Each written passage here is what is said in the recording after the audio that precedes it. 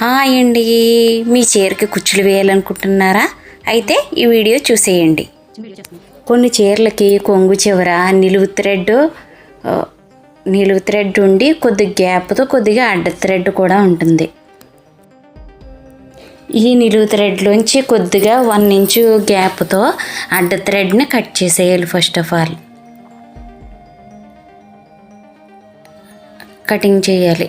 అవి చిన్న చిన్నవి కింద రిబ్బన్ టైప్లో కాపాడుతుంది, కానీ అది మనం అలా రియల్గా అలా ఉంచుకుంటే ఏమీ బాగోదు. కానీ అది ఏంటంటే అది అలా ఉంచి మనం ఆ థ్రెడ్ ఉండగానే ఈ కటింగ్ చేసిన ఏదైతే ఉన్నదో ఆ నిలువు థ్రెడ్ని చివరి వరకు ముడి వేసేసుకోవాలి.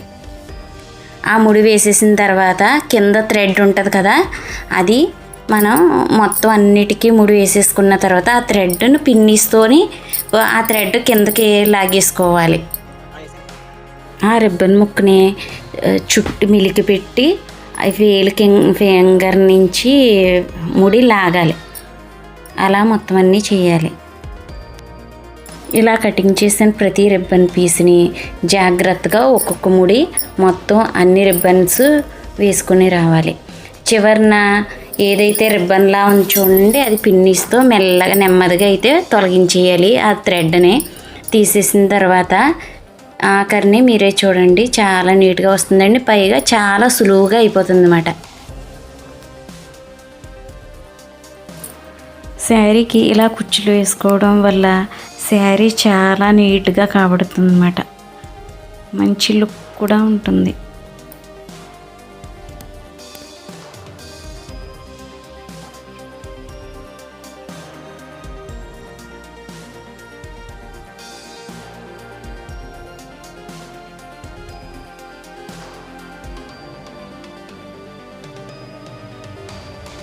ఇదిగోండి, చూసారుగా రిబ్బన్ టైప్లో ఉన్నాయి, కిందకి వెళ్ళబడుతున్నాయి.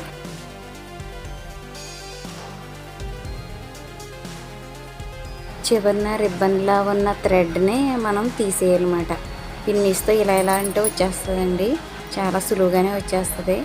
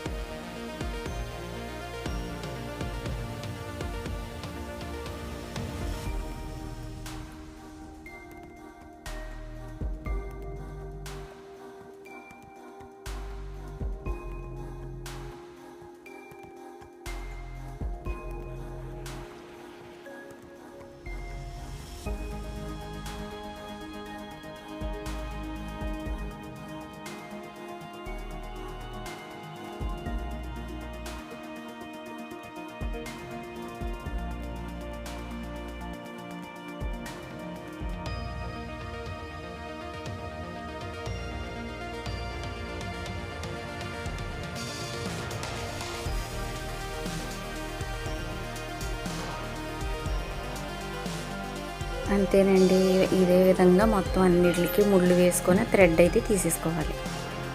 చూసారా, కుచ్చులు వేసుకున్నాక ఎంత నీట్గా ఉన్నాయో.